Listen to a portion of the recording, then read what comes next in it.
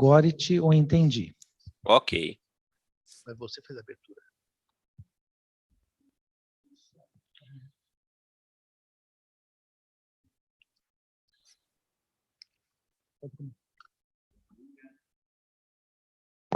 Bom dia a todos, senhores advogados, senhoras advogadas, estudantes, alunos dessa faculdade e de outras instituições, caríssimo professor Simão, caríssimo professor Flávio, caríssima doutora Elisa, da Comissão de Direito Civil, da Ordem dos Advogados, dando continuidade aos trabalhos desse evento de estudos do Código Civil de 2002, que completa 20 anos. Temos a honra hoje de receber os professores José Fernando Simão e Flávio Tartucci para duas exposições, como nos dias anteriores.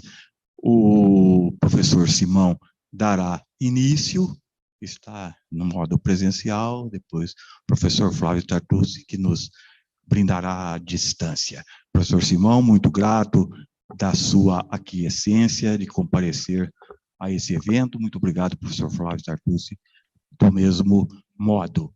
Assim, e desde logo, passo a palavra ao professor Simão, por demais conhecido, jurista consumado e professor desta faculdade. Professor Nestor, só preliminarmente, qual é o tempo da intervenção que Vossa Excelência desejaria? Meia hora, 40 minutos, tá bom. Bom, muito bom dia a todos, bom dia a todas. É uma alegria muito grande regressar presencialmente à nossa escola, 2 anos de pandemia, com a escola fechada, e no semestre passado eu estive fora em licença-prêmio. Então, professor Nestor, eu me sinto profundamente emocionado de regressar fisicamente às arcadas. Ao professor Nestor Duarte, organizador desse evento, presente da nossa comissão, o meu afetuoso abraço. Professor Nestor é um colega de caminhada e de jornadas acadêmicas há muitos anos. Eu digo que eu nutro admiração acadêmica antiga pelo professor Nestor e um afeto pessoal imenso. O professor Nestor é uma daquelas pessoas com quem a gente trabalha com uma alegria enorme, com um acolhimento enorme. Eu me lembro ainda, quando eu prestei concurso, as dificuldades preliminares iniciais de uma carreira docente na USP, e eu contei com esse generoso amigo ao meu lado. Obrigado, professor Nestor, e parabéns pela presidência dessa comissão, que aqui também tem a doutora Elisa representada, a quem eu agradeço, doutora Elisa, o convite. Dito isto, o professor Tartucci eu cumprimento remotamente, temos dividido mesas, bancas, palestras, conferências. Aliás, Tartucci, eu até achei que você estivesse aqui presente, que eu ia dizer para você que a gente ia fazer um revival daquele Lisboa 2006, quando tivemos ao lado dos professores Oliveira Ascensão, infelizmente falecido esse ano, e Dário de Moura Vicente. Bem, nesse evento magnífico e completo sobre os 20 anos do Código Civil, os temas que me foram designados pelo querido amigo Nestor Duarte tratam dos contratos. E, evidentemente, com 20 anos de Código Civil, nós podemos fazer uma leitura crítica de algumas questões pelas quais o Código passou. Em matéria contratual, o Código Civil, com a Lei da Liberdade Econômica, sofre uma reforma que diz respeito diretamente ao meu tema. Porque o primeiro item do tema que me foi designado é a liberdade contratual. O Código, quando nasce, lá em 2002, vigência em 2003, ele traz no seu artigo 421 o famoso princípio da função social dos contratos. Só que o Código nasce com uma redação objeto de profundas críticas de professores dessa casa, curiosamente, do professor Álvaro Vilaça e do professor Junqueira, porque o dispositivo dizia a liberdade de contratar. A liberdade de contratar será exercida em razão e nos limites da função social do contrato. A crítica dos professores desta casa era a seguinte: a liberdade de contratar é o direito de celebrar contratos. E esse direito não sofre limite nenhum. É um direito garantido em qualquer Estado democrático. Realizar o contrato, firmar o contrato, avançar o contrato, só sofre restrições em regimes de exceção. Por exemplo, imaginemos a Rússia soviética ou a União Soviética, na época stalinista, em que havia restrição aos particulares para celebrarem contratos. Então, havia uma crítica ao termo liberdade de contratar. Tanto é verdade que a Lei da Liberdade Econômica de 2019, ela é do segundo semestre, em atenção a essa crítica da doutrina, retira o termo liberdade de contratar e insere o adjetivo contratual, que é o primeiro tema desta nossa conversa. A liberdade contratual trata não do direito de celebrar o contrato, que esse é inalienável, é um direito que não pode ser restrito pelo ordenamento, mas cuida do conteúdo do contrato, que pode sim sofrer limites, pode sim sofrer restrições. Aliás, não é de hoje que o Código Civil diz que não pode ser objeto de contrato herança de pessoa viva, os chamados pactos sucessórios, em latim, os pacta corvina, acordos dos corvos. A liberdade contratual já é limitada, por exemplo, às pessoas com incapacidade de fato, como nós sabemos. A liberdade contratual já é limitada pelo objeto ilícito ou por exigências formais, todas contidas no artigo 104 do Código Civil. Portanto, quando o Código é alterado em 2019 para dizer o seguinte: a liberdade contratual, portanto, não é mais de contratar, será exercida nos limites da função social do contrato, essa é a redação do Código 20 anos depois, o artigo vai dar a correta indicação, segundo doutrina predominante, pela qual a função social é um limitador da autonomia privada. Ou seja, a liberdade contratual encontra um anteparo no primeiro artigo da Teoria Geral dos Contratos. E esse anteparo é a função social. A função social, na realidade, vai servir como um prisma pelo qual passa o princípio da obrigatoriedade dos contratos.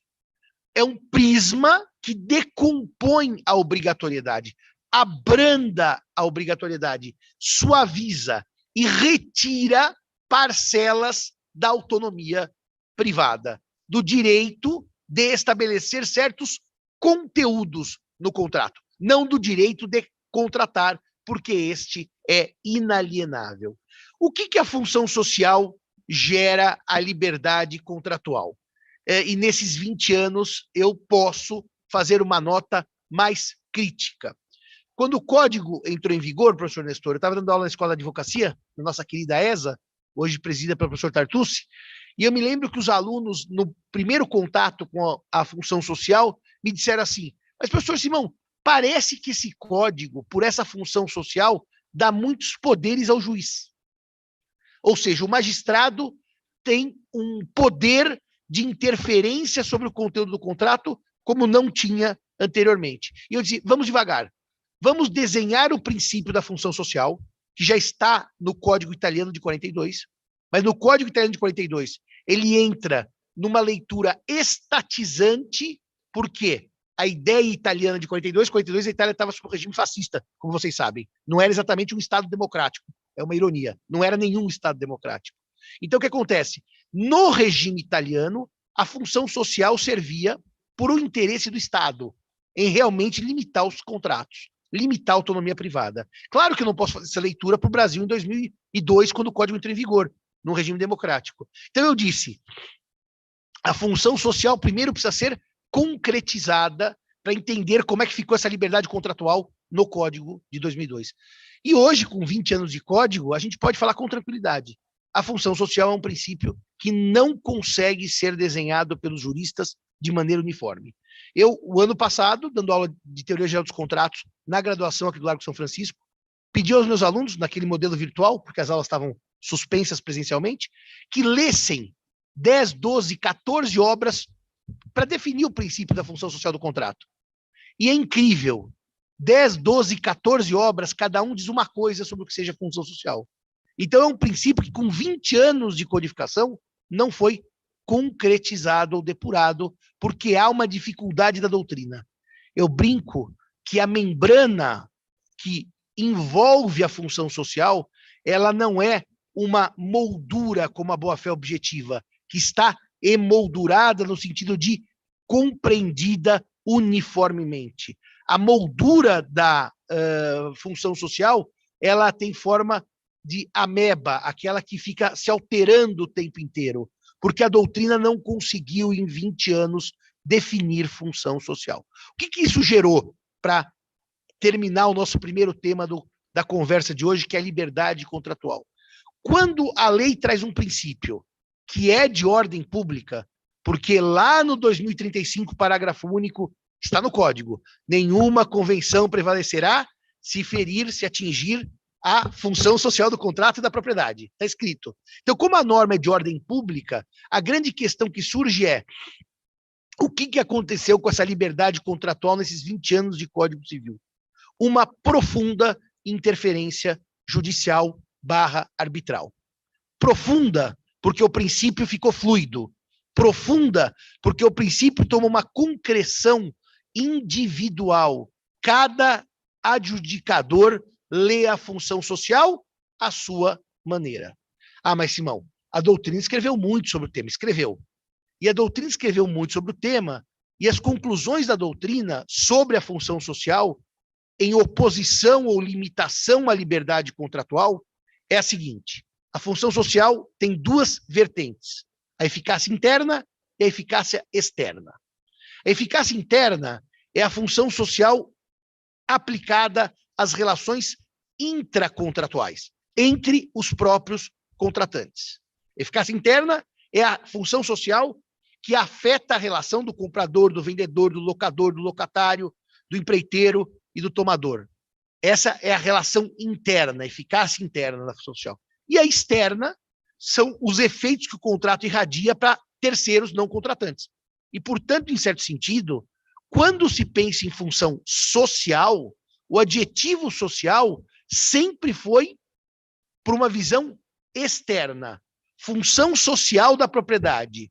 Como a sociedade encara que um imóvel cumpra ou não a sua função. Então, um imóvel que tenha trabalho escravo ou análogo à escravidão não cumpre a função social, que a sociedade espera dele. Me parece, e aqui eu faço meia-culpa, que no Brasil, quando nós trouxemos a tal da eficácia interna da função social, que eu defendi, nós acabamos esvaziando princípios como o equilíbrio contratual e superdimensionando a função social. Ou seja, dando a ela uma abrangência quase de supra-princípio, que está acima de todos. E o resultado prático é que um princípio superdimensionado gera insegurança jurídica. Por que gera insegurança jurídica? Eu já fiz levantamento, deixa eu só explicar, de maneira sistemática, daquelas que você entabula, mas eu fiz aquele de orelhada, que você vai puxando decisões. Não é nada científico. E eu fiz por causa da boa-fé, para falar sobre a boa-fé, que é o próximo tema. Mas a função social, muitas vezes é citada, ao lado da boa-fé, como eu chamo de normas estéticas, porque elas não estão no conteúdo do julgado, elas estão na ementa, para dizer assim, e isto fere a função social e a boa-fé, ponto. Logo não pode. E isto atende à função social e à boa-fé. Mas mesmo citadas as duas expressões, boa-fé e função social, quando a gente lê a ementa, dá a impressão que aquele é o tema, mas no corpo da decisão, o tema não é ventilado. Não se diz sobre boa-fé e função social. São outros temas. O que mostra que, no fundo, a função social está superdimensionada e ainda não definida. Porque, deixa eu dar um exemplo para vocês. Quando a gente estuda o contrato preliminar, que é um dos temas dessa nossa conversa, os artigos 423 e 424 do Código Civil têm regras pró-aderente, pró-frágile. E uma das grandes regras do 424 é que não pode haver, por parte do aderente, 424 do Código Civil, renúncia a direitos decorrentes da natureza do contrato. Se ele começar o jogo renunciando num contrato que ele só adere, por óbvio, há um ato de força do outro contratante, como eu só posso falar sim, aliás, muitas vezes nem sim, né? Quando eu quero luz em casa, não tem nem sim. Você pede para ligar a luz e você contratou. E depois chega uma cartinha com as condições contratuais, certo? São condições. Você não adere, você não assina, você não faz nada. Mas para dizer o quê? Esse artigo 424, que diz que é nula a renúncia pelo aderente aos direitos decorrentes da natureza do contrato, que como, aliás, o CDC também tem uma cláusula, tem uma regra que nulifica as renúncias prévias pelo consumidor. Uma analogia, o aderente pode ser consumidor ou não, mas para o consumidor tem regra específica, para o aderente, não consumidor, tem regra do Código Civil. Esse dispositivo, por exemplo, diz a doutrina, atende à função social do contrato, na eficácia interna, porque ele equilibra o que seria desequilibrado. Se você, aderente, renunciou, é nula a sua renúncia prévia. O fato é que a gente pode realmente trazer o 424 nos contratos de adesão para o princípio da função social. Mas a grande questão é, eu preciso trazer uma regra que já estava no CDC desde 1990, muito antes do Código Civil falar em função social, e que já funcionava para o tema da função social. Reparem a minha crítica. Será que o tema já não pré-existia e com a função social a gente tentou encaixar uma realidade já existente a um tema novo? O tema já é consolidado. O consumidor que renuncia, nula a renúncia. O aderente que renuncia, nula a renúncia. Então a gente vai trazer isso para a função social. Só que será que a gente precisava trazer isso para a função social? Ou é uma tentativa de dar concretude a um princípio que a doutrina interpreta como fluido, como difícil? Querem ver um outro exemplo?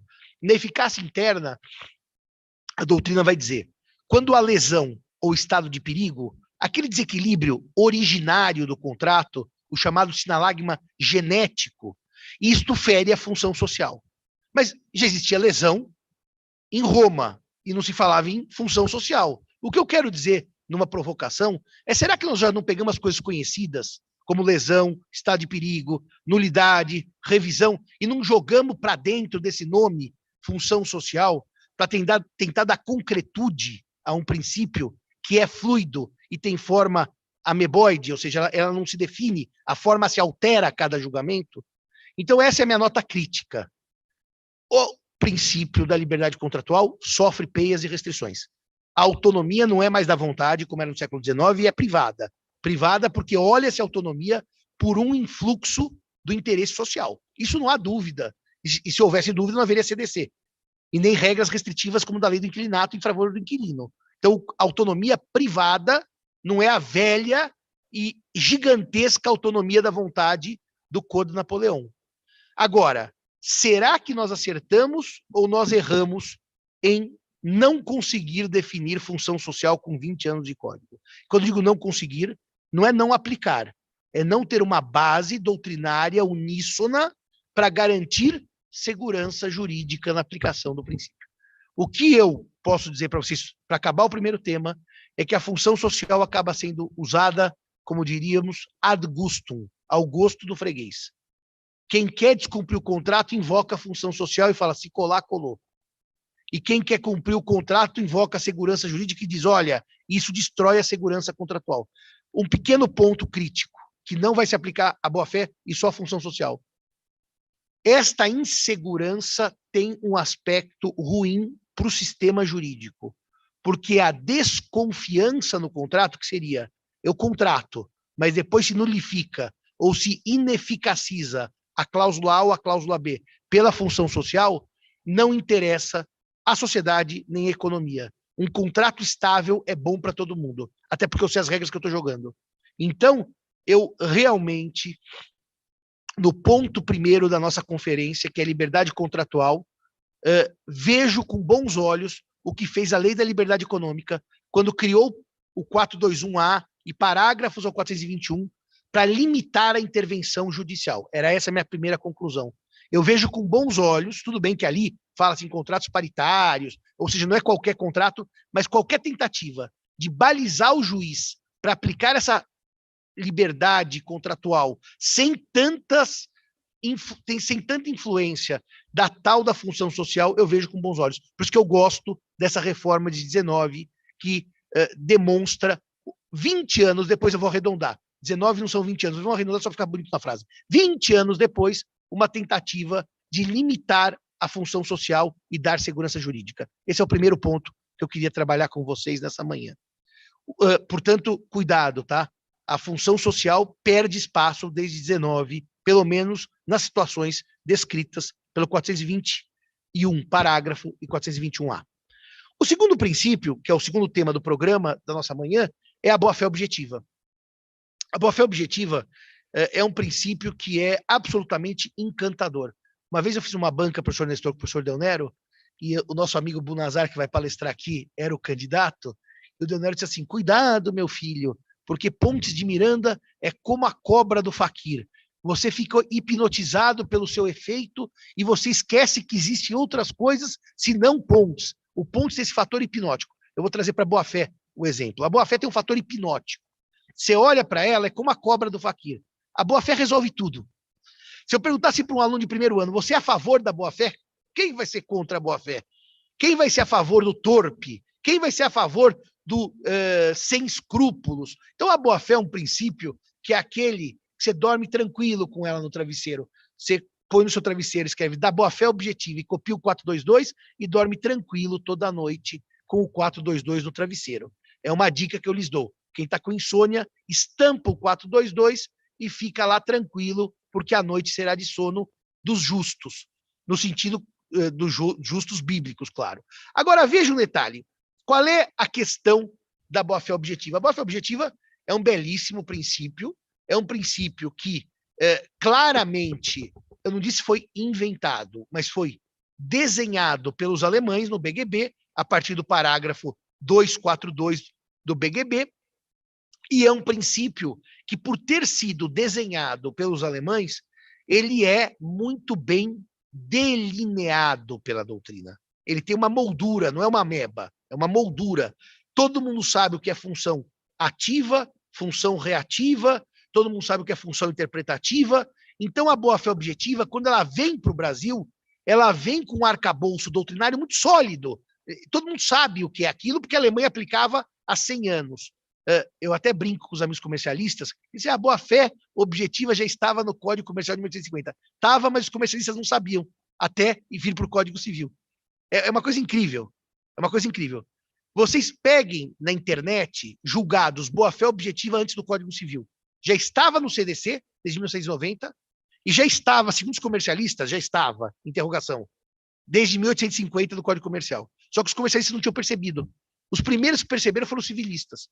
E, graças a duas obras, uma portuguesa e uma brasileira, professora Judite no Brasil e professor Menezes Cordeiro em Portugal, a boa-fé objetiva tinha um desenho claro. Então, a boa-fé objetiva, senhores e senhoras, ela é menos problemática para a liberdade contratual, porque ela está mais bem desenhada e testada nos sistemas jurídicos romano-germânicos. Ela está mais bem aplicada pela jurisprudência, porque está mais bem desenvolvida pela doutrina. Então, reparem o seguinte, nesta hipótese do 422, que cuida da função social do contrato e cuja a redação é os contratantes são obrigados a guardar, assim na conclusão do contrato como sua execução, os princípios de probidade e de boa-fé, o 422 é um artigo que gerou menos ansiedade e, portanto, menos insegurança que o 421 com a função social. Mas, porém, contudo, entretanto, todavia, levando-se todas as adversativas em consideração, é também um artigo intervencionista. Ou seja, é um artigo que também abre uma porta ao adjudicador, magistrado, juiz togado ou árbitro, para interferir sobre o conteúdo do contrato.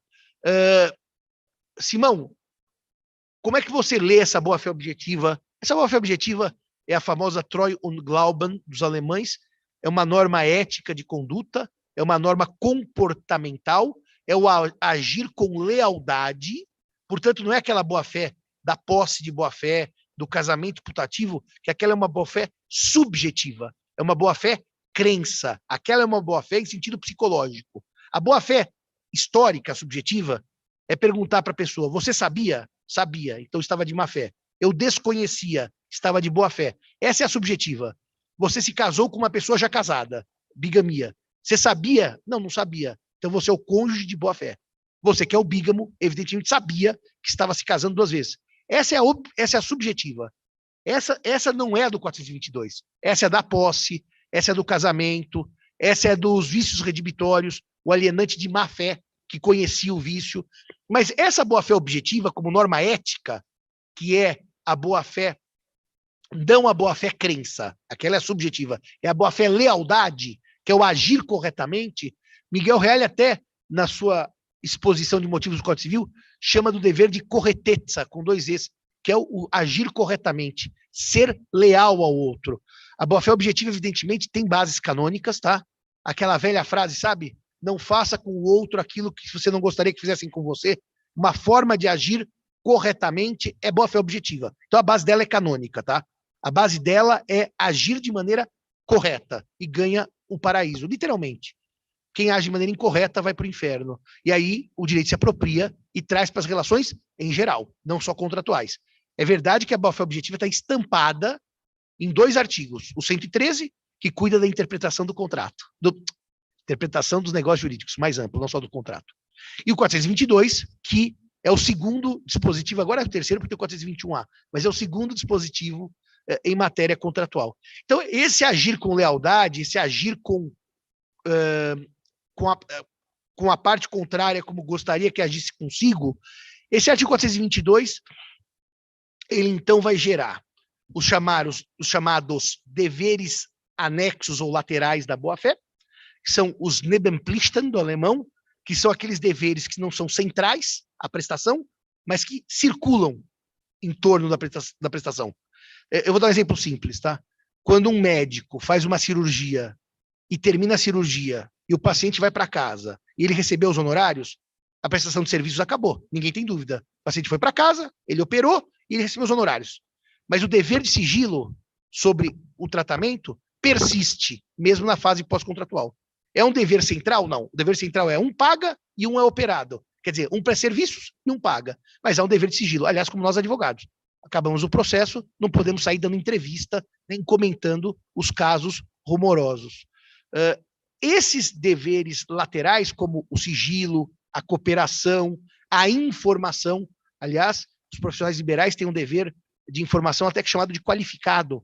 Por exemplo, o chamado hoje, amplamente divulgado, que não era no passado, consentimento informado dos médicos. O que é aquilo? Não é o dever de informação que o médico nos presta antes da intervenção?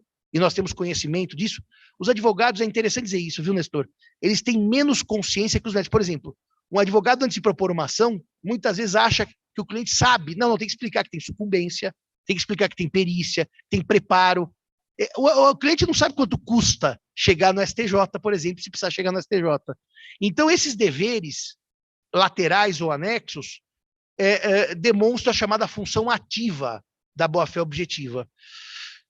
A outra função da boa-fé objetiva, ela é chamada de reativa e está representada pelas figuras parcelares da boa-fé, são limitações. Aí já não é criação de deveres, como no primeiro exemplo. É limitar condutas em razão da boa-fé. Que o exemplo mais famoso é o venire contra factum próprio. Voltar-se contra as próprias condutas.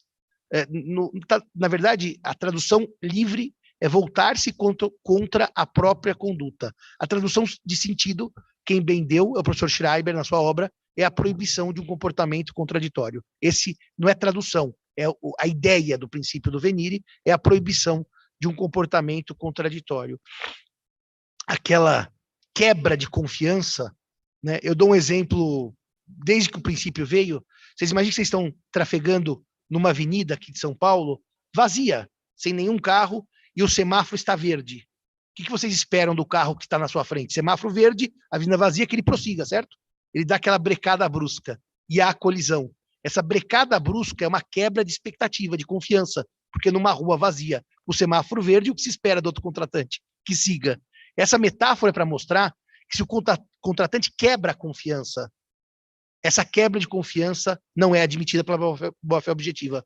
Há 2 condutas, né? A primeira e a segunda. A segunda nega a primeira. Por isso que é venire contra, voltar-se contra a minha própria conduta. Há duas condutas e uma contradiz a anterior.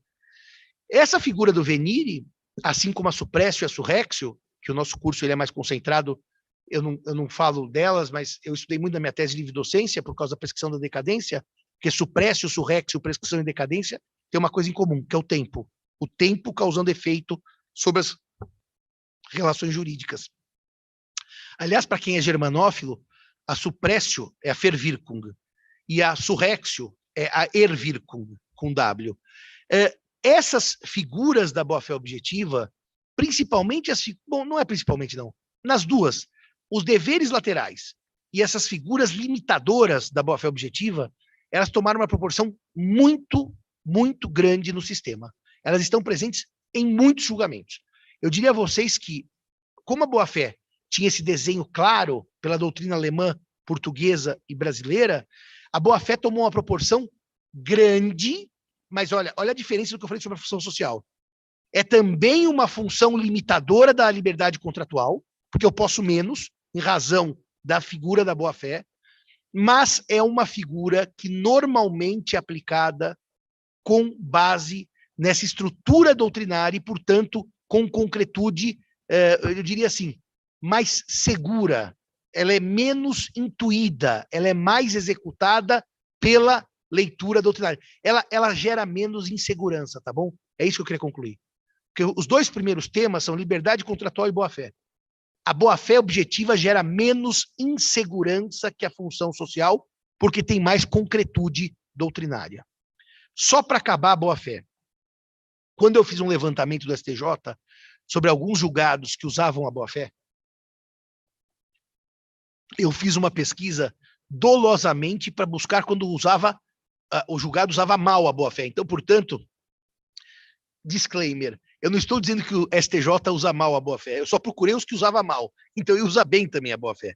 Mas quando usa mal, e portanto não é sempre, é muito curioso, porque há uma necessidade hoje dessa boa-fé estampada no travesseiro para dizer assim, você devia e não pagou, chama-se inadimplemento. Muito simples e muito direto. E quem não paga não tem nenhum problema com a boa-fé. Chama-se inadimplemento, tem mora, inadimplemento absoluto, cláusula penal, juros, etc. Daí termina-se assim o julgado. O que, inclusive, fere a boa-fé. Quer dizer, a boa-fé ali não está no jogo. Era um contrato muito grande de um time de futebol com uma marca de patrocínio, um refrigerante, que aparecia no uniforme, e essa marca, esse time de futebol, no curso do contrato, resolve romper o contrato, arranca a marca do refrigerante e põe de outra empresa. O que é isso? Boa-fé? Não. Chama-se inadimplemento contratual. Ah, mas ele ajuda deslealmente. O deslealmente aí não tem nenhum problema. Quem tem que cumprir contrato por 4 anos e rompe no segundo, rompeu o contrato. E a boa-fé entra. A boa-fé entra em coisas assim inacreditáveis. Por exemplo, enriquecimento sem causa.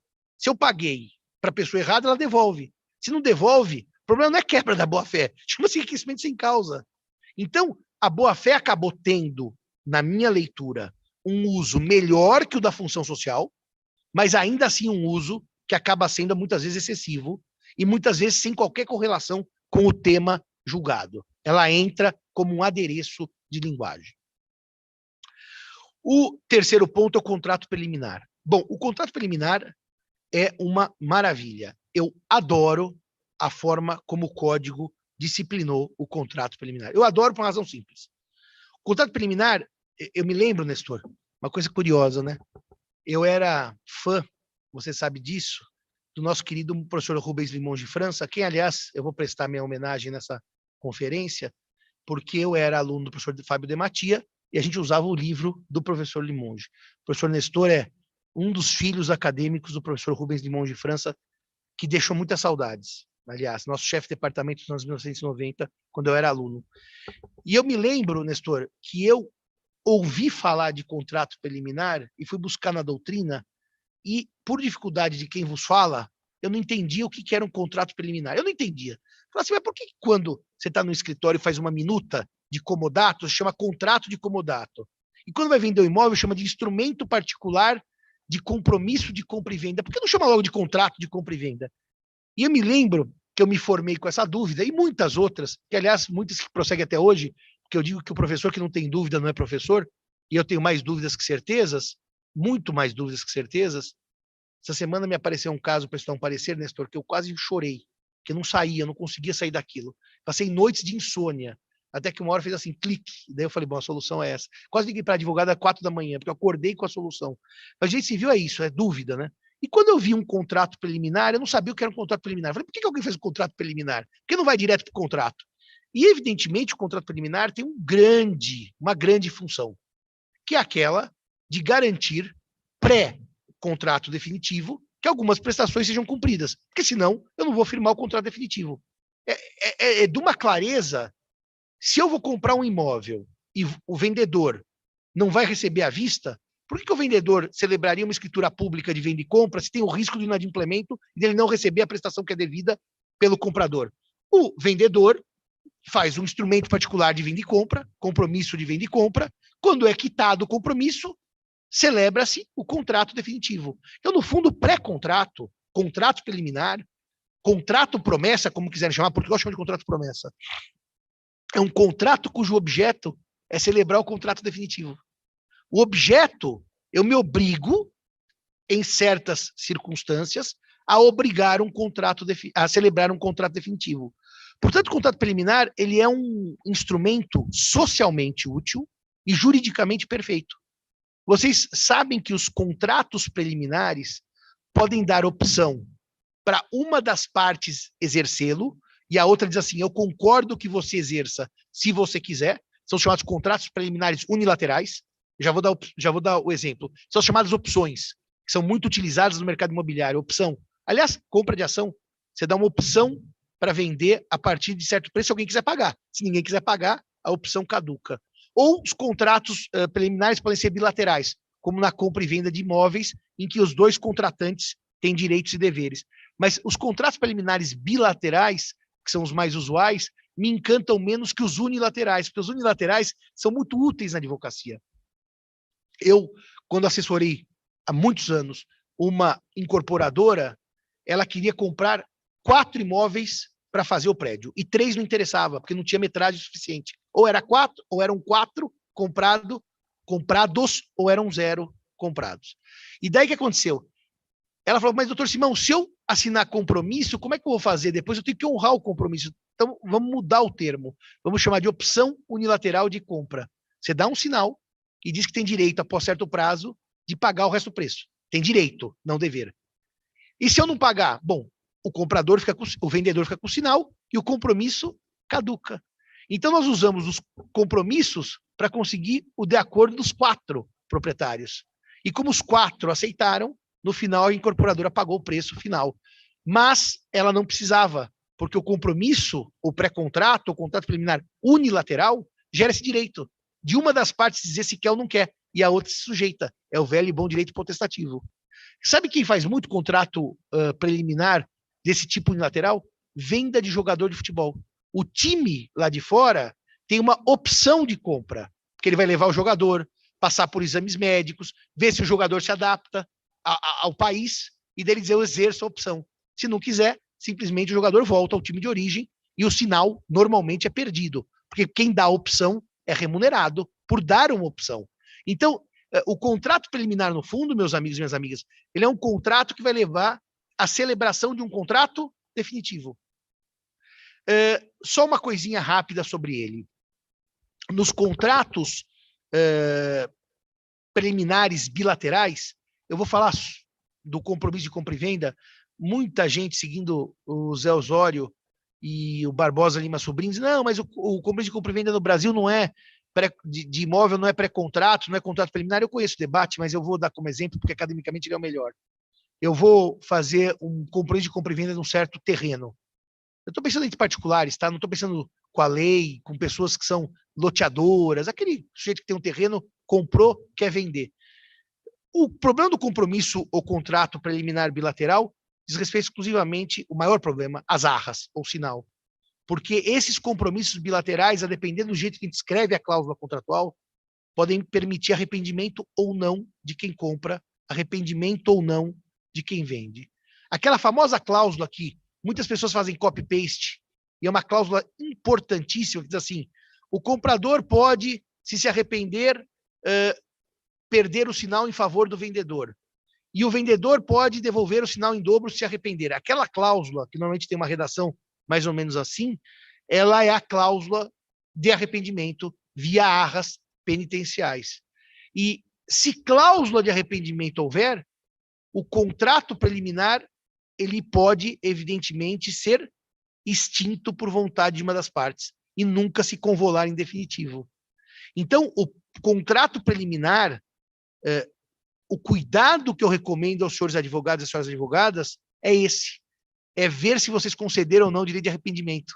Que às vezes a gente faz isso numa cláusula que eu chamo de estilo, copiada de modelos, e a gente não percebe a extensão desse pré-contrato. Então, a maior nota sobre o contrato preliminar é que ele pode ou não conter cláusula de arrependimento. E o mecanismo mais comum de dar arrependimento é por meio do sinal. Perder o sinal ou devolver em dobro. As chamadas arras penitenciais do artigo 420. Então, tome muito cuidado com isso, tá? Porque se a gente celebrar mal esse contrato, nosso cliente acha que tem um contrato definitivo e tem um contrato sujeito ao arrependimento. Ou pior, ele queria ter um sujeito ao arrependimento e não tem, porque eu errei na redação da cláusula e tirei dele o dia de arrependimento. Então, a redação dessa cláusula é muito boa. Aliás, uma dica também prática para os senhores advogados e advogadas é que quando eu trato desse sinal nos meus contratos, eu não ponho só das arras, eu ponho do direito de arrependimento e arras, para mostrar que aquilo garante arrependimento, para não ter dúvida de que garante. Ou, quando as arras não garantem o arrependimento, eu escrevo com todas as letras. As presentes arras são confirmatórias e não permitem o arrependimento. Eu digo sempre que uma frase no contrato resolve 30 anos de briga, porque você deu clareza ao que você está escrevendo para o seu cliente. Então, quando é para se arrepender e as partes querem esse direito, escreve.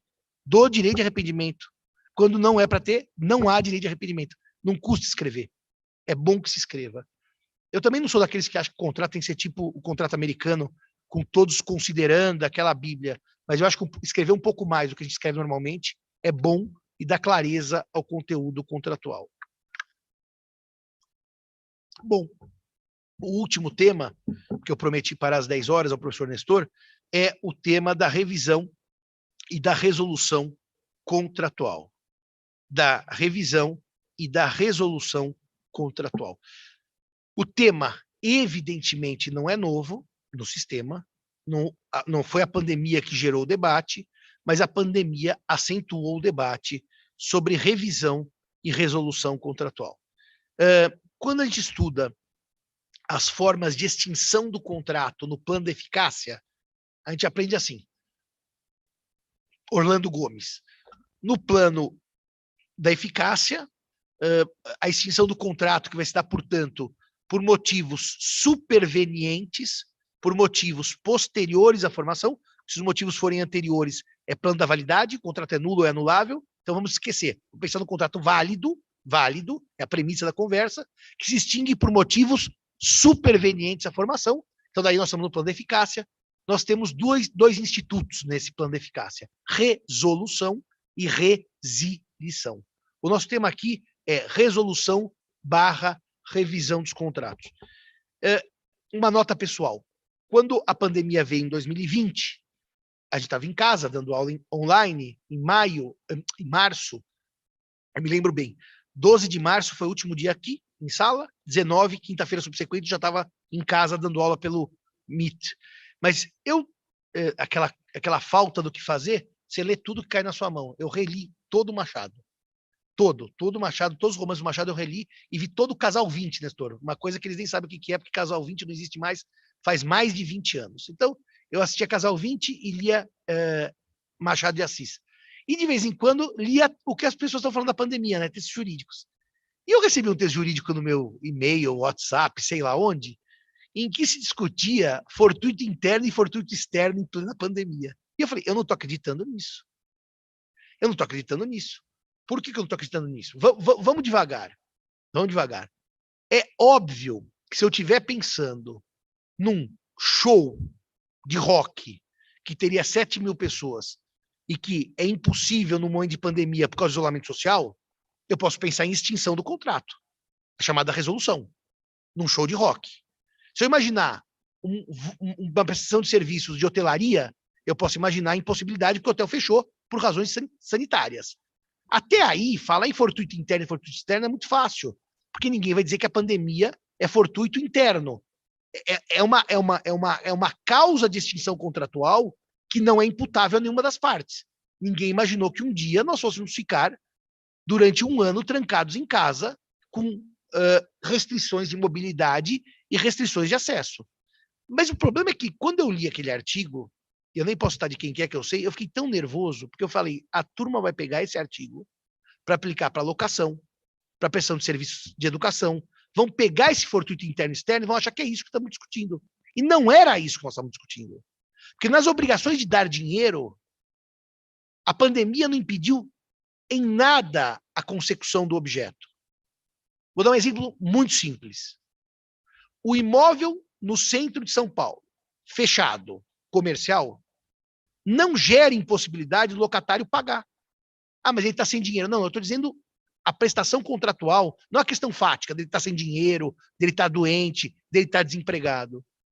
O fato de o imóvel estar fechado não gera impossibilidade de pagamento do aluguel, juridicamente falando. E daí se falava em fortuito interno. Bom, eu fiquei um pouco nervoso, sentei no meu computador, interrompi o Casal 20 e o Machado de Assis, escrevi um artigo que o professor Tartucci até comentou agora em reunião do IBD Coach, foi a coluna mais acessada do Conjur, da nossa, do Migalhas, desculpe, chama Migalhas Contratual, a seção onde nós publicamos, e que esse artigo foi o mais acessado de todos, que chama Esqueçam do fortuito da força maior e pensem na base do negócio, que é exatamente o que tinha que ser debatido. Eu digo que, se eu puder dizer para vocês, eu estou com 48 anos e certamente não vou ficar dando aula até os 70, nem 75, eu vou parar bem antes disso, mas bem antes mesmo. A gente produz algumas coisas na vida que dão muito orgulho para a gente. Uma delas foi esse artigo, que é um artigo singelo, mas é um artigo que eu tentei dar bases de interpretação mais consentâneas com a pandemia, para a gente não ficar errando em categoria jurídica. Fortuito e força maior, só se falava disso. E quando eu publiquei esse artigo teve tanta repercussão no judiciário, na advocacia, que eu me lembro que mais de um juiz, vejam isso, senhores e senhoras, pelo Instagram me procuraram, professor, posso tirar uma dúvida de um caso que eu estou julgando, queria entender melhor. Então, o artigo cumpriu função social, que é divulgar a base do negócio. Depois se disse que o Brasil não podia adotar a base do negócio, e porque não está no Código Civil expressamente. E daí nós temos duas questões, onde eu vou encerrar o tema com vocês, também para mostrar que, enfim, vamos aqui entender. Temos 2 artigos do Código Civil que podem ser utilizados para discutir revisão contratual. 2. Um é o 317, que fala que se houver desequilíbrio entre as prestações, 317. Por motivos supervenientes à formação, o juiz pode corrigir, o verbo é esse, o valor da prestação. Bom, esse artigo 317, ele está abaixo do 315, que trata do nominalismo. E que trata, portanto, de corrigir como correção monetária, tá? O corrigir aqui é literalmente inserir correção monetária. Esse dispositivo lido na sua dimensão histórica e literal só permite uma coisa ao juiz. Se o contrato não tem correção monetária, ele insere, porque por motivos supervenientes o contrato se desequilibrou. Mas essa leitura histórica, vocês concordam comigo que é uma leitura histórica e que os dispositivos são lidos mais do que pela sua história legislativa? A doutrina sempre leu 317 como fonte de revisão contratual ampla, não só de inserção de correção monetária, como quis parte da doutrina. E daí eu ouvi, não, Simão, você está errado. Aí é só para correção monetária. Então vamos partir da premissa que eu estou errado. Eu e o judiciário brasileiro todo, estamos todos errados. Eu e todos os juízes. Então como é que vai fazer a revisão do contrato no Brasil? Não, a revisão do contrato no Brasil tem que ir para o 478, que é o tema da onerosidade excessiva. Está lá no 478, que se houver desequilíbrio por razões extraordinárias, gerando grande vantagem para outra parte, o juiz, a pedido da parte prejudicada, pode resolver o contrato. Vejam, resolver é extinguir, certo? Não é revisar. O 478 dá uma hipótese de extinção contratual. E o 479 diz assim, se a parte beneficiada por essa vantagem se oferecer para reduzir a vantagem, se oferecer para diminuir a vantagem, o juiz pode revisar o contrato. A revisão contratual, portanto, não está no 478. Está no 479, quando uma das partes oferece a revisão ao judiciário. Então, reparem o que eu quero concluir com vocês. Se eu sigo a tese pela qual o 317 não trata de revisão contratual, só de correção monetária, como quer parte da doutrina. Se eu trato da situação pela qual o 478 não quer, e não quer mesmo, ele fala em resolução, que a revisão só depende da iniciativa do réu, no 479, vocês concordam comigo que o juiz no Brasil não pode revisar contrato? Porque o 317 só permite colocar correção monetária e o 479 precisa do réu, ou da outra parte, pedir a revisão. A revisão seria, no Brasil, impossível por 2 artigos de lei. E é aí que eu digo a vocês que eu ouvi uma frase do professor Oliveira Ascensão, nesse evento que eu estava com o professor Tartucci, e eu vou concluir para dizer isso para vocês com muita alegria, em que o professor Oliveira Ascensão dizia assim, 2006, FDL, Lisboa, primeira palestra minha e do Tartucci em Lisboa. Direito civil vem do termo latim civitas, que é a cidade. Direito civil é o direito do cidadão. Então, a leitura que eu ofereci nesse artigo e que apanhei de setores da doutrina é a seguinte: ou o juiz revisa com base no 317, que foi minha sugestão, por mudança da base do negócio. Quando eu celebrei a locação, existiam consumidores entrando no shopping center, hoje o shopping está trancado. Quando eu celebrei a locação, o centro tinha gente andando, hoje o centro está fantasma, porque está todo mundo em casa. E essa mudança de base permite revisão prestacional, foi a minha tese, ou eu defendo que o 317 só se aplica à correção monetária e que o juiz não pode revisar o contrato. Porque o 478 tem requisitos extremamente rígidos para resolução, não para revisão. E o 479, que permite a revisão, é por iniciativa do réu e não do juiz. Então, senhores e senhoras que me assistem, o jurista, diante desse problema, tem 2 possíveis soluções.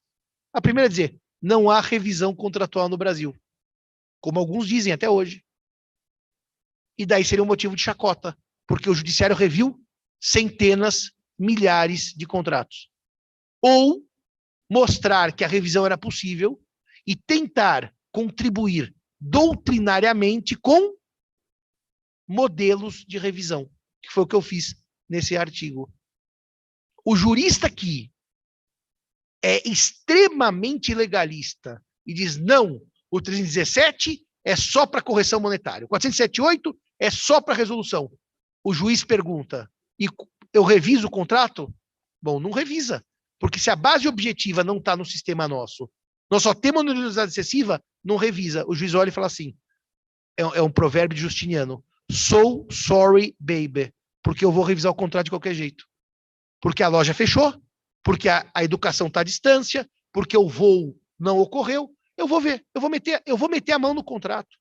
Então, eu termino dizendo a vocês que a doutrina de direito civil, ela tem um compromisso com o cidadão, porque nós somos civitas, cidade, cidadão. O cidadão e a cidadã, destinatários da nossa doutrina, eles têm direito de ter um direito civil que a eles se aplique. Porque eu brinco muito com os meus amigos tributaristas, né? Que eu não sei se tributário é direito, para mim é mais quase que um setor de cobrança da Receita Federal, mas, enfim, não sei se tributário é direito. Agora eu estava no TRF discutindo com uma amiga, parece que é briga, conversando com uma amiga juíza, quando há crise econômica, aumenta as ações tributárias. Quando acaba a crise, todo mundo vai embora. O problema não é o tributo, o problema é poder ou não poder pagar. É muito interessante isso. E o direito civil não. É o direito do dia a dia, né? Então as pessoas mandavam para mim mensagem, direct message no Instagram. Professor, meu filho está com aula online, eu pago o valor integral da prestação ou não? Eu podia responder não, porque paga tudo. O 317 não prevê revisão do contrato, o 478 não prevê revisão do contrato, o senhor paga tudo. Mas meu filho está tendo menos aula do que estava antes. Antes eram 5 dias, agora a aula online são 4. Ele perdeu uma parte da prestação. Bom, revisão do contrato. Agora, meu filho está tendo, na faculdade, todas as aulas que teria presencial, no curso de Direito. mas online. Bom, não dá para fazer revisão do contrato, porque está tendo todo o conteúdo online. Mas daí vem um aluno e me diz assim, mas eu contratei pessoalmente, presencialmente, e eu estou tendo online, eu quero pagar menos. Não, não, não. O senhor pode resolver o contrato sem multa, dizendo, pela pandemia mudou a base, eu não quero essa base online, mas não pagar menos. Se o senhor assistiu, o senhor paga. Ah, mas o curso de medicina, metade das aulas presenciais não está tendo. Revisão do contrato. Se metade das aulas não estão existindo, paga-se menos. Mas tem um detalhe, né? Se depois a faculdade repuser, como está repondo, o senhor paga mais. O senhor também não pode pagar menos durante a pandemia, depois tem a aula ao vivo e quer pagar a mesma coisa. Reparem, é uma questão de conteúdo prestacional. Se eu recebo menos, eu pago menos. Mas se depois eu receber mais, eu pago mais. É uma coisa de pura lógica da revisão do contrato. E assim, e para terminar mesmo, existiram situações de força maior. Como eu disse, o show. Eu lembro que eu tinha comprado ingresso para ver a ida no Municipal, a ópera, e não teve, porque houve a pandemia, fechou. Acabou. Acabou, quer dizer, é força maior, extinguiu o contrato. Eu tenho direito ao dinheiro de volta e o espetáculo não ocorre. Mas o problema é que isso eram para as obrigações de fazer. As de dar não sofreram esse impacto, como alguns quiseram dizer da força maior e do fortuito. Por isso que eu escrevi esse artigo e agora sim, 10 horas e 5 minutos no horário de Brasília, agradeço enormemente ao meu presidente, Nestor Duarte, da minha Comissão de Direito Civil, meu amigo pessoal, e peço realmente que, Nestor, me perdoe pelos pecadilhos, que espero que tenham sido mais veniais do que capitais, e deixo o meu forte abraço à nossa audiência querida. Muito obrigado, professor Nestor, muito obrigado, Elisa, pelo convite.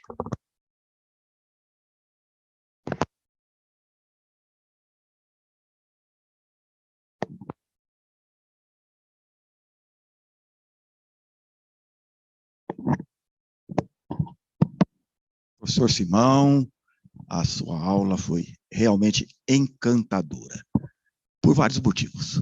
Pela sua erudição, precisão e, sobretudo, porque atingiu o objetivo desse evento, que é enfrentar dificuldades, colocando as questões no seu devido lugar. Um dos grandes problemas que nós encontramos hoje no exercício da advocacia e da judicatura, enfim, na prática do direito, são os equívocos no manejo dos conceitos, nos institutos jurídicos e daí por diante. Vossa Excelência, com precisão, soube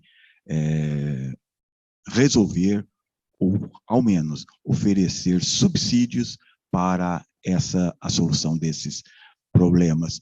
E para lembrar o nosso velho professor Rubens Limões de França, de tudo que Vossa Excelência falou, muito está naquele velho Cire Leges, que é atingir, examinar não as palavras, mas a força da disposição legal. E aqui também a nossa homenagem ao nosso professor Rubens Limões de França, que tenho certeza nos ensinou muito daquilo que Vossa Excelência transmitiu aqui, professor Limões de França, tinha uma precisão invulgar na elaboração de conceitos e apreciar as questões jurídicas, e tanto honrou esta faculdade. Mais uma vez, professor Simão, agradecidíssimo em nome da Comissão de Direito Civil da Ordem dos Advogados, de nos brindar com essa formidável palestra. Muito obrigado mesmo. Receberemos em seguida o nosso caríssimo professor Flávio Tartucci. Bom dia a todos, bom dia aos que nos acompanham presencialmente. Professor Flávio, só um instantinho que eu gostaria de fazer um agradecimento. Ah, pois não, professor, desculpe. O professor Flávio Tartucci, sobejamente conhecido, professor de direito, entusiasta dos estudos, a quem a cultura jurídica brasileira já muito deve, apesar da sua juventude. Mas eu quero fazer um agradecimento particular. Este evento não ocorreria sem a inestimável ajuda do professor Flávio Tartucci, que hoje ocupa a honrosa função de diretor da Escola da Advocacia da OAB.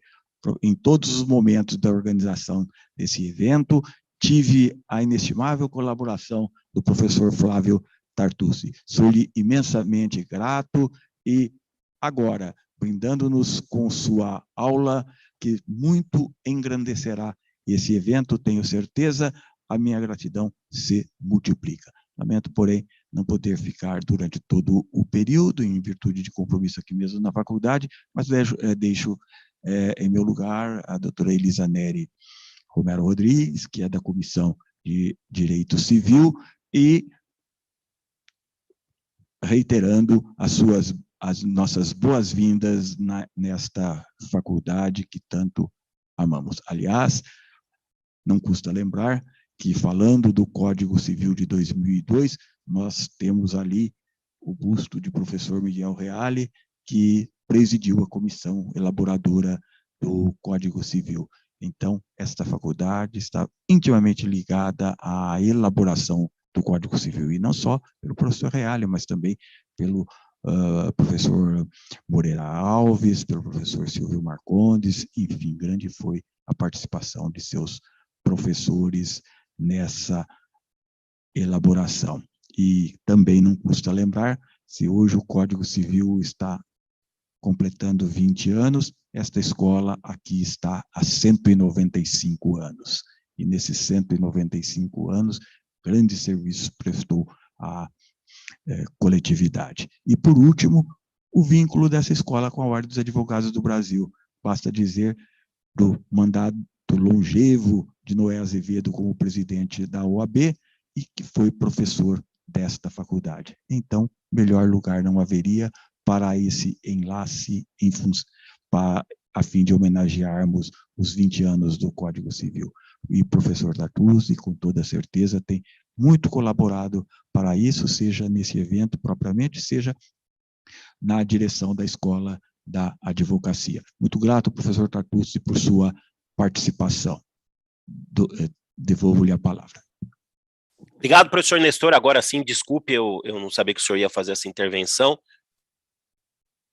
Então, quero aí, mais uma vez, cumprimentar todos os colegas que estão presencialmente aí na Faculdade de Direito da USP, minha alma mater, também cumprimentar os alunos que nos assistem à distância, pedir desculpas porque estava previsto para ir hoje, mas vocês podem perceber, eu estou aqui um pouco com a voz um pouco alterada, estou com uma sinusite brava e, infelizmente, aí até por uma questão de respeito aos colegas, eu achei melhor ficar por aqui. Apesar de não testar positivo para Covid, né? Claro, já fiz os testes, mas achei melhor, por respeito aos colegas, fazer essa aula à distância, e ontem mesmo comuniquei o professor Nestor. Professor, antes de ser diretor da ESA e também conselheiro seccional da OAB eleito, e quero aqui saudar esse evento, também em nome da diretoria da OAB São Paulo, eu faço parte da comissão que Vossa Excelência preside, professor Nestor, né? Junto com a doutora Elisa, junto também com o professor Simão, que foi, inclusive, nomeado essa semana, né? E eu tenho a honra de fazer parte dessa comissão, e é a única comissão, né? Eu, como conselheiro seccional, teria opção de escolher outras comissões, né? E a comissão que eu faço parte é a Comissão de Direito Civil, presidido pelo professor Nestor, com a vice-presidência da professora Rosa Neri e também com a presença de vários outros colegas, né, de grande importância para o direito civil. E essa comissão, que já começou com muita força, já tivemos aí um parecer elaborado pelo professor Nestor a respeito da alteração do condomínio, né, da alteração lá da unanimidade, e esse evento nada mais é do que apenas um evento de abertura dos nossos trabalhos, né, nesse triênio. Com certeza nós faremos muito mais nesses 3 anos, estamos tão somente começando os nossos trabalhos. Bom, nesse evento dos 20 anos do Código Civil, o professor Nestor pediu que eu trabalhasse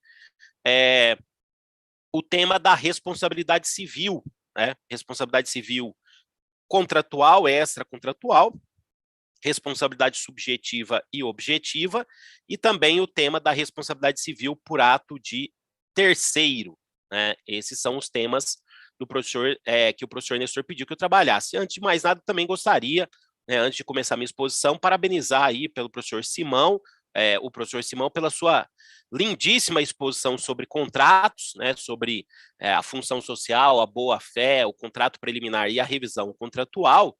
Lembrando que o professor Simão tem contribuído muito, né, sem dúvida alguma, para soluções práticas no direito civil como um todo, né, o que é vocação natural dos civilistas. Bom, vamos começar aqui tratando do dueto responsabilidade civil contratual e extracontratual, lembrando que o Código Civil de 2002, ele confirma uma divisão que já existia no Código Civil de 16, divisão essa que o CDC, por exemplo, não adota, da responsabilidade civil incontratual e extracontratual. A responsabilidade civil contratual decorre do inadimplemento de uma obrigação, tem tratamento a partir do artigo 389 do Código Civil, né? E a responsabilidade civil extracontratual, chamada também de aquiliana, né, diante da Lex Aquilia de Damno, de origem romana, ela decorre no Código de 2002 do ato ilícito do abuso de direito. E a previsão do abuso de direito, do artigo 187, um artigo que parece uma poesia, é a grande inovação nesse tratamento das bases da responsabilidade civil extracontratual. O artigo 187 do Código prevê que também comete ato ilícito o titular de um direito que, ao exercê-lo, excede manifestamente os limites impostos pelo fim econômico ou social, pela boa-fé ou pelos bons costumes. Né? Esse artigo tem sido muito utilizado para controle do exercício de direitos, né? Trata aí do exercício imoderado de um direito, e lembrando aí a definição do grande mestre homenageado já aqui, eu também presto minha homenagem, o professor Rubens Simões de França, que conceituava o abuso de direito como um ato que é lícito quanto ao conteúdo e ilícito quanto às consequências. Essa definição do professor Limonge, né, mestre de todos nós, no sentido de que a ilicitude estaria estaria no modo de execução do ato. O abuso de direito tem sido utilizado em algumas categorias importantes do direito civil, né, como, por exemplo, a publicidade abusiva, que tem tratamento no CDC, mas também do direito processual civil, o abuso do direito, o abuso no processo, o abuso no direito processual, tem sido também amparado no artigo 187 do Código Civil. Então, um artigo importante, e nesses 20 anos do Código Civil, acabou se cristalizando a tese de que o abuso de direito gera uma responsabilidade objetiva ou independentemente de culpa. Né? Essa tese também era defendida pelo professor Limonge de França e está em um enunciado de jornada de direito civil, que é o enunciado número 37 da primeira jornada de direito civil, muito aplicado pela nossa jurisprudência. Né? Aliás, a jurisprudência tem aplicado o conceito de abuso de direito, por exemplo, em casos envolvendo a liberdade de expressão. Né? A liberdade de expressão, a liberdade de pensamento tem sido controlada pelo artigo 187 para os fins, eventualmente, apesar de se assegurar a liberdade de expressão, né, trazer como consequência, se houver abuso na liberdade de expressão, a responsabilidade civil de natureza extracontratual. Então, o nosso código manteve essa divisão, a responsabilidade civil contratual decorrente do inadimplemento, 389 do Código Civil, e a responsabilidade civil extracontratual ou aquiliana decorrente do ato ilícito, artigo 186, e o abuso de direito, artigo 187. Chamo a atenção aqui de vocês também, e esse é um ponto importante, que essa divisão ela foi cristalizada também da responsabilidade civil contratual e na extracontratual por um julgamento, aliás, 2 julgamentos do STJ a respeito da prescrição, né? O julgamento primeiro na segunda sessão, depois na Corte Especial, o STJ acabou concluindo que o artigo 206, parágrafo 3º, inciso 5, que prevê o prazo de prescrição de 3 anos, né, para a reparação civil, somente se aplica para a responsabilidade civil extracontratual.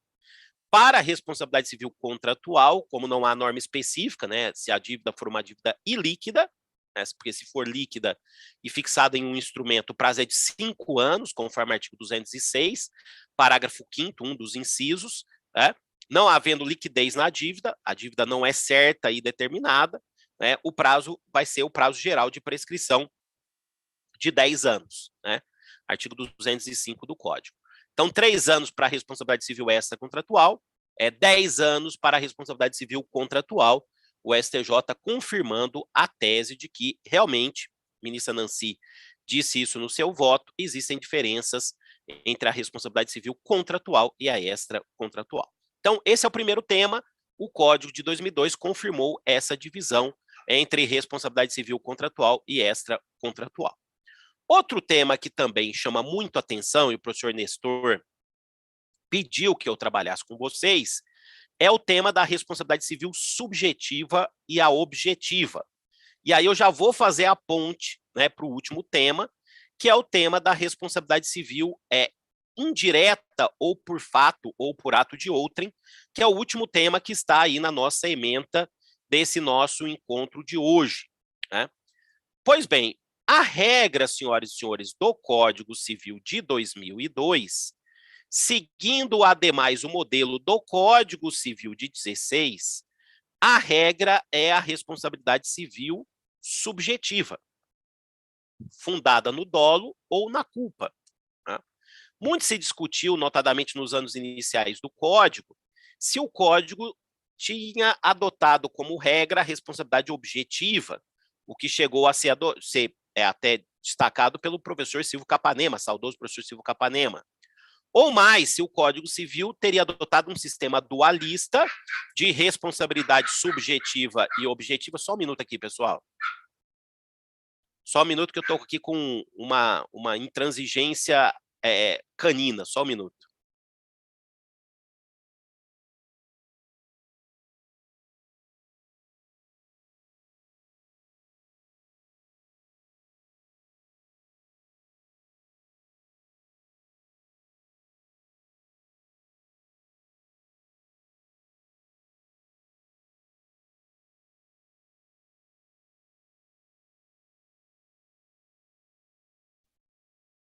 Muito bem, vamos ver, eu pedi para alguém pegar aqui, vamos ver se a gente consegue trabalhar. Então, a gente consegue trabalhar aqui. Então, como eu estava dizendo a vocês, hoje eu não consegui ir para o escritório, né, por conta do meu estado gripal também, então a gente fica no home office com essas intransigências. Muito bem. Então, como eu estava dizendo a vocês, no caso, a intransigência canina é a cachorra aqui latindo. Então, como eu estava dizendo a vocês, a regra do Código de 2002 é a responsabilidade subjetiva, fundada no dolo, no ato intencional e na culpa, né? Imprudência, negligência e imperícia. Aliás, é o que está no artigo 186 do Código Civil, né? Aquele que por ação ou omissão voluntária, dolo, negligência ou imprudência, culpa em sentido estrito, causar dano, lesar direito e causar dano a outrem, ainda que exclusivamente moral, comete ato ilícito. Só uma nota sobre o artigo 186, né? Eu não falei que a menção ao dano moral é novidade no Código de 2002, porque não foi o Código que inaugurou a possibilidade de reparação do dano moral. Foi a Constituição Federal de 88 que encerrou o debate, sobretudo lá pelo artigo 5º, incisos 5 e 10, né, a nossa Constituição trouxe expressamente a menção ao dano moral, né, a lesão a direito da personalidade, né, o Código acabou só confirmando nesse artigo 186 o que já estava na Constituição. Ao passo que, na verdade, alguns autores, né, o próprio professor Nestor, ele sustenta que o Código de 16, né, numa leitura do artigo 160, perdão, o Código de 16 já admitia, mesmo que indiretamente, a reparação do dano moral, né? Mas, de qualquer forma, foi a Constituição de 88 que encerrou, segundo a maioria da doutrina, o debate, por força do seu artigo 5º, incisos 5 e 10, nós temos a menção expressa ao dano moral, chamado de dano moral puro, sem repercussão patrimonial, entendido o dano moral como lesão de direito da personalidade. Então, só fazer essa nota sobre o artigo 186 para não passar batido que o Código aqui não trouxe inovação substancial ao tratar do dano moral. Mas voltando, então, a regra do Código Civil acabou isso sendo confirmado por doutrina, e por que não dizer também por julgados do STJ, a regra é a responsabilidade subjetiva, né? E a exceção é a responsabilidade objetiva, que independe de culpa. Isso fica claro também pelo artigo 927 do Código Civil de 2002, que no seu caput prevê aquele que por ação ou omissão, aquele que por ato ilícito, perdão, parênteses, artigos 186 e 187, fechou parênteses, causar dano a outrem, fica obrigado a repará-lo. Então, a regra, a menção lá ao artigo 187 também, né, que traria a responsabilidade objetiva, mas destaco aí a menção ao artigo 186, né, então seria a regra, e o parágrafo único do artigo 927 prevê a responsabilidade objetiva em termos gerais. O que estabelece o artigo 927, parágrafo único? Que haverá responsabilidade civil, independentemente de culpa, responsabilidade civil, portanto, objetiva,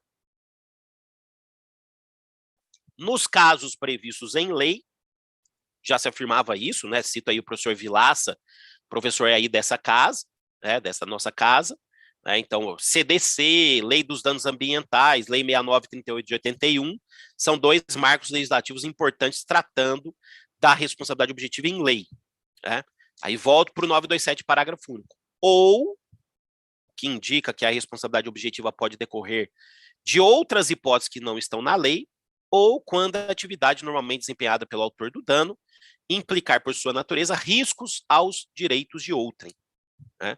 E aí nós temos a cláusula geral de responsabilidade objetiva, né, a menção à expressão atividade de risco.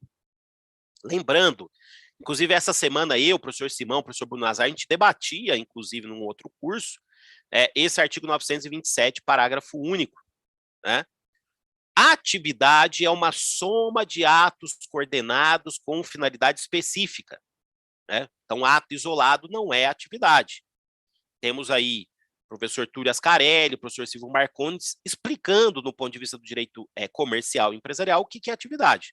Então, atividade é uma soma de atos coordenados com finalidade específica. Então, para que exista a atividade, eu preciso dessa coordenação. Um ato isolado não é atividade. Tá? Esse é o primeiro ponto. O segundo ponto é que a lei fala a atividade de risco, né, que eu gosto até de fazer uma escala, está acima de uma situação de normalidade, mas não chega a ser um perigo. Professor Cláudio Godoy, inclusive na sua tese de livre docência, demonstra isso, e demonstra que não necessariamente aqui eu vou ter produto, né? Não necessariamente eu vou aplicar o CDC, até porque não preciso aplicar a cláusula geral, se eu já tenho a responsabilidade objetiva decorrente de lei. E quando eu tenho produto, né, produto arriscado, produto perigoso, eu já aplico a responsabilidade objetiva do CDC. Então, não necessariamente eu preciso ter um produto, né, para aplicar a cláusula geral. E aí eu tenho uma situação que é acima da normalidade e abaixo do perigo. Eu gosto até de fazer uma escala, né? E, novamente, citando o professor Cláudio Godoy, para determinar se a atividade é de risco, eu posso usar estatística, eu posso utilizar a prova técnica, aliás, como já se interpretava o artigo 2050 do Código Italiano, né, a exposição ao perigo do artigo 2050 do Código Italiano, que foi o artigo que influenciou, apesar de algumas diferenças pontuais, o nosso artigo 927, parágrafo único.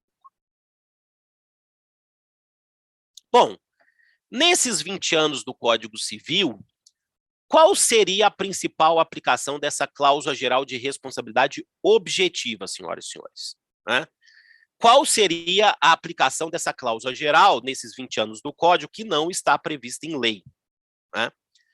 A principal aplicação, isso começa na doutrina, inclusive por enunciado da 4ª Jornada de Direito Civil, enunciado 377, depois com julgados de primeira instância, julgados de segundo grau dos TRTs, e depois dos TSTs, STJ, e finalmente no Supremo Tribunal Federal, em sede de repercussão geral, cristalizou-se o entendimento de que o artigo 927, parágrafo único, seria uma exceção à responsabilidade subjetiva do empregador do artigo 7º, inciso 28 da Constituição. Né? Em regra, aliás, na Itália ocorreu o mesmo fenômeno, né?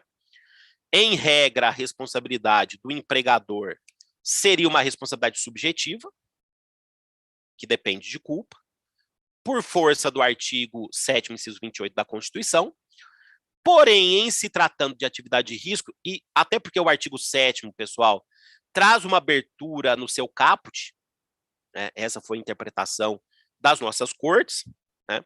Porque o artigo 7º prevê, são direitos dos trabalhadores, sem excluir outros da legislação infraconstitucional, artigo 7º da Constituição, né? E aí haveria a possibilidade do trabalhador alegar a responsabilidade objetiva do empregador, o empregado alegar responsabilidade objetiva do empregador, né? Seguro contra acidente de trabalho, além da indenização que couber nos casos de dolo ou culpa, é o que prevê o inciso 28. E aí muito se debateu, até que o STF, né, vou até encontrar aqui o número do informativo, né, acabou entendendo, depois de muito tempo, mas deu tempo aí, pelo menos de ser nos 20 anos do Código Civil, né, foi em março de 2020, um pouco antes de começar a pandemia, o Supremo Tribunal Federal entende, né, que a responsabilidade objetiva foi em repercussão geral do artigo 927, parágrafo único, que é uma exceção ao artigo 7º, inciso 28 da Constituição, né? O julgado foi relatado pelo ministro Alexandre de Moraes, professor dessa casa, e em repercussão geral, né, é uma decisão vinculante, né, para decisões de primeira e segunda instância. Na verdade, perdão, a tese foi definida em 2019, o julgamento foi em 2019 e a tese, né, surgiu em 12 de março de 2020, tá? Então, o julgamento se deu no recurso extraordinário 828040, aliás, caso envolvendo transportador de valores e segurança, né, segurança e transporte de valores, e a tese foi o seguinte: o artigo 927, parágrafo único do Código Civil, é compatível com o artigo 7º, inciso 28 da Constituição Federal, sendo constitucional a responsabilização objetiva do empregador por danos decorrentes de acidente de trabalho, nos casos especificados em lei, ou quando a atividade normalmente desenvolvida por sua natureza apresentar exposição habitual e risco especial com potencialidade lesiva e implicar ao trabalhador ônus maior do que os demais membros da coletividade. Aliás, o trecho final aí do ônus maior do que os demais membros da coletividade é um enunciado de Jornada de Direito Civil, enunciado 38, que acabou sendo citado e orientou a tese final, né?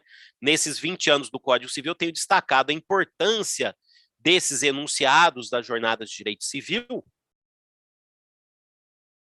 como importante ponto de diálogo entre doutrina e jurisprudência, mais um julgamento, né, recurso extraordinário 828040, em repercussão geral, em que se utilizou um enunciado aprovado na primeira jornada de direito civil, o enunciado número 38. Muito bem, então essa e estamos procurando outras hipóteses, né? Digamos assim, o Simão até fala isso, o 927, parágrafo 1, ele fica no bolso ali, esperando outras oportunidades para aplicação, né? Essa cláusula geral. Então, essa é a principal aplicação da cláusula geral de responsabilidade objetiva, acidente de trabalho, e, eventualmente, podemos ter nos próximos 20 anos outras aplicações dessa cláusula geral. Bom, então esse é o segundo tema, né, que o professor Nestor pediu que eu trabalhasse. O terceiro tema é justamente a responsabilidade civil por ato de terceiro, né?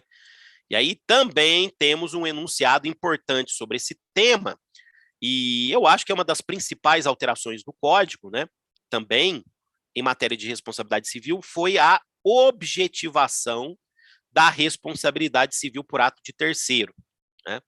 Os pais respondem pelos filhos menores que estiverem sob sua autoridade e companhia, autoridade e companhia. É o artigo 932, inciso 1, né? Os tutores e curadores respondem pelos empregados e prepostos, nas mesmas condições, autoridade e companhia, né? O empregador responde por ato do seu empregado, o comitente responde pelo ato do preposto, em razão e em função de um trabalho, inciso 3, o 932. Os donos de hotéis, estabelecimentos de ensino, respondem por seus hóspedes, moradores e educandos. E, por fim, respondem todos aqueles que, mesmo gratuitamente, contribuírem para produto de crime, né? Esse é o 932 do Código de 2002, que equivale ao artigo 1521 do Código anterior, né? Muito bem. Qual foi a principal contribuição do Código de 2002 nessa matéria, né? No Código de 16, ainda se debatia, ali no artigo 1522, se as hipóteses eram de culpa presumida ou de responsabilidade objetiva. Culpa presumida na vigilância, que seria a culpa em vigilando, culpa presumida na escolha, que seria a culpa em eligendo, né? E predominava no Código 16, pelo menos na minha leitura, a tese de que seria a culpa presumida, né? Na culpa presumida cuidado, a responsabilidade é subjetiva, porque é a culpa, né? Inverte-se o ônus da prova. O autor não precisa provar a culpa do réu, porque a culpa é presumida. Porém, na culpa presumida, se o réu, se o agente, se o lesionador provar que não teve culpa, ele não responde, né? Aliás, é chamada prova liberatória, né? No direito italiano, essa ausência de culpa é provada, é chamada de prova liberatória, né? Muito bem, eu até falo sobre isso, né, no meu livro que vem da minha tese de doutorado defendido nessa casa, em outras obras também, né, que é sobre risco concorrente. Aliás, o professor Nestor foi da minha banca, né, trabalho orientado pela professora Giselda Hironaga. Já na responsabilidade objetiva cuidado, também o autor da ação, ele não precisa provar a culpa do réu. Porém, se o réu provar que não teve culpa, na responsabilidade objetiva, ele responde. Não basta na responsabilidade objetiva provar que não teve culpa. Isso só existe na culpa presumida, essa prova liberatória.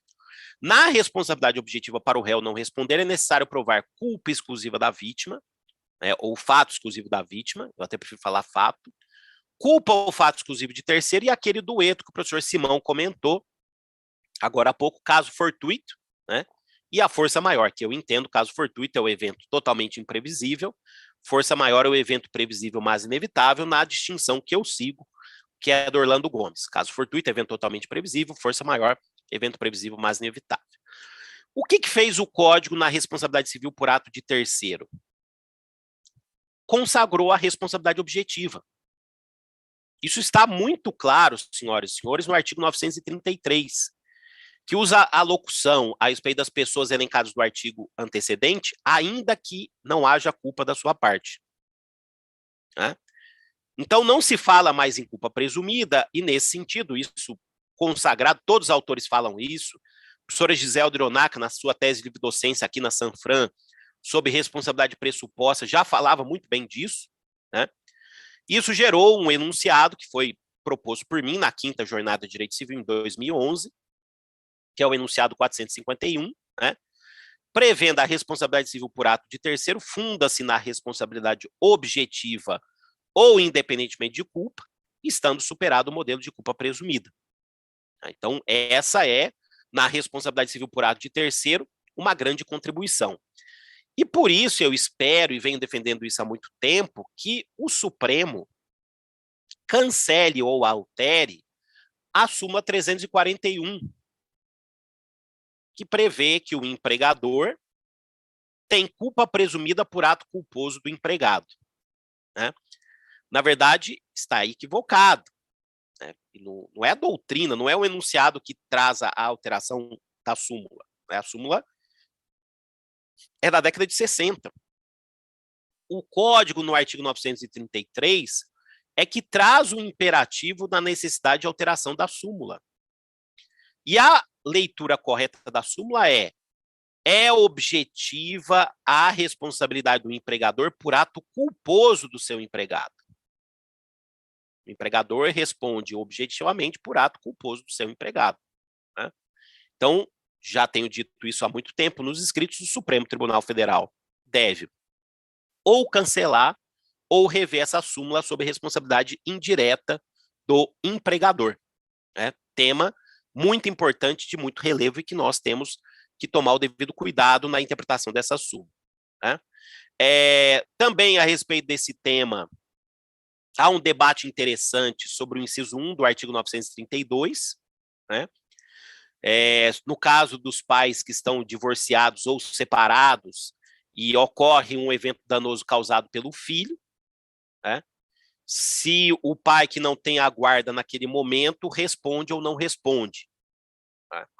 Eu, professor Simão, entendemos que não, porém, foi aprovado um enunciado, eu votei contra na quinta jornada, respondendo que sim. Né? Enunciado 590, a responsabilidade civil, bom, se tratando de guarda compartilhada, os dois respondem. Estou falando aqui de hipótese de guarda unilateral, pais separados ou divorciados, e o filho causa o acidente quando está com um dos pais. Por exemplo, pega o carro do pai, né, quando está ele exercendo o poder familiar ou a autoridade parental e causa um acidente. A dúvida é se a mãe responde, ou vice-versa. Né? O enunciado 590, né, prevê que a responsabilidade civil dos pais, né, aliás, o enunciado, perdão, é o 450, tá? O 590 traz outro, eu vou comentar também. O enunciado 450 prevê o seguinte, só uma nota, esse tema não está pacificado na segunda sessão do STJ, existem decisões conflitantes nos dois sentidos, tá? Considerando que a responsabilidade dos pais por atos danosos praticados pelos filhos menores é objetiva, como eu já confirmei, e não por culpa presumida, ambos os genitores no exercício do poder familiar são, em regra, solidariamente responsáveis por tais atos, ainda que sejam separados, ressalvado o direito de regresso em caso de culpa exclusiva de um dos genitores. Então, os dois pais respondem, né? Mesmo aquele pai que não exercia a autoridade parental, o poder familiar, no momento do acidente, e aí tem o direito de regresso contra o outro pai. Né? O enunciado 590, que é da 7ª jornada, que eu falei rapidamente, ele também trata do 932, inciso 1, e prevê a responsabilidade dos pais pelos atos dos filhos menores, no artigo 932, inciso 1, não obstante objetiva, pressupõe a demonstração de que a conduta imputada ao menor, caso o fosse a um agente imputável, seria hábil para a sua responsabilização. Né? O que nós temos aqui nesse enunciado 590, no seu trecho final? A ideia do professor também dessa casa, eu fico feliz de trazer essa palestra, e como eu fiz doutorado em responsabilidade civil aqui na Sanfran, trazer muito do que eu aprendi aqui nesse evento da OAB, né? Então, veja quantos autores aqui dessa casa eu já citei, são todos conhecimentos que me foram passados na época do meu doutorado, né, que eu encerrei em 2010, né, entre 2008 e 2010, há mais de 10 anos, né? E aqui eu lembro, e aí não é nem no doutorado, desde a graduação, a explicação do professor Vilaça de que a responsabilidade civil por ato de terceiro é uma hipótese de responsabilidade civil impura, objetiva impura. Por que responsabilidade objetiva impura? Porque não há culpa daquele que é responsável pelo ato de terceiro. Dos pais, dos tutores, dos curadores, dos empregadores, dos comitentes, os educadores, os donos de hotéis. Não há necessidade de comprovar a culpa dessas pessoas. Mas como está no enunciado 590, há necessidade de comprovar a culpa daquele pelo qual se é responsável. Dos filhos, dos tutelados, dos curatelados, dos empregados, dos prepostos e assim sucessivamente. Então, temos uma responsabilidade objetiva do responsável, mas não a responsabilidade objetiva daquele por quem se é responsável. Né? Por isso, voltando à súmula 341 do Supremo, a sua leitura correta é objetiva a responsabilidade do empregador por ato culposo do empregado. Né? Não precisa provar a culpa do empregador, é objetiva, 933 do Código, mas a necessidade de comprovar a culpa do empregado. E eu encerro aqui minha exposição, esgotando os temas que o professor Nestor trouxe para nós, com o artigo 942 do Código Civil, né, que prevê que nas hipóteses do 932 a responsabilidade é solidária, então é possível escolher contra quem vai entrar com a ação de todas aquelas pessoas do artigo 932, né, e pontuando que a reforma trabalhista tentou trazer aí uma responsabilidade fracionária, né, no tratamento do dano extra patrimonial, e agora há uma ADIM que está prestes a ser julgada sobre o tratamento da reforma trabalhista. Aliás, tive a honra de ser convidado pelo professor Eduardo Lemos Barbosa, né, que é o presidente lá do Rio Grande do Sul, presidente da Comissão de Responsabilidade Civil do Conselho Federal da OAB, e também pelo presidente do Conselho Federal, o doutor Beto Simonetti, para fazer um parecer na ADIM pelo Conselho Federal da OAB nesse caso. Estou elaborando justamente esse parecer contra a inconstitucionalidade de todo o tratamento do chamado dano extra patrimonial na reforma trabalhista. Né? Então, tenho a honra de fazer esse trabalho. E lembro, para encerrar, que há o direito de regresso no artigo 934 do Código Civil. Então, por exemplo, o empregador tem o direito de regresso contra o empregado, com uma exceção. O ascendente, o pai, não tem direito de regresso contra o descendente incapaz, porque o legislador pensou que seria imoral e, portanto, ilegal, pelo 934, esse direito de regresso do pai contra o filho. Em termos gerais, doutora Elisa, esses são os pontos que o professor Nestor pediu que eu trabalhasse com vocês, né? Eu tenho uma pauta menor que o professor Simão, responsabilidade subjetiva, objetiva, contratual, extracontratual e responsabilidade civil por ato de terceiro. Quero mais uma vez, em nome da OAB São Paulo, felicitar como conselheiro da OAB São Paulo seccional, felicitar esse nosso primeiro evento, teremos outros nesses próximos anos, né? E não só grandes eventos como esse, mas também outros eventos aí de palestras, e fazer aqui a minha homenagem ao professor Nestor, né, que professor dessa casa, desembargador do TJ de São Paulo, aliás, indicado pelo 5º Constitucional, da advocacia, né, e que está agora muito entusiasmado com a nossa Comissão de Direito Civil e começa o seu mandato aí de pé direito com esse grande evento. Muito obrigado, doutora Elisa, eu passo a palavra.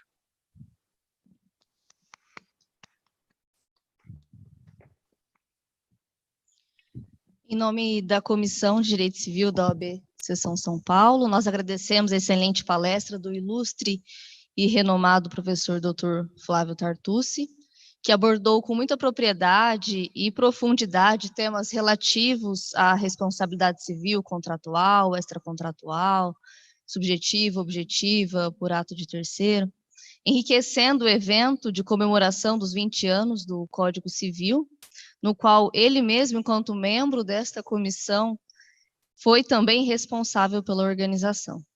E assim encerramos o compromisso dessa manhã e aguardamos a todos amanhã no mesmo horário. Muito obrigada. Obrigado, doutor.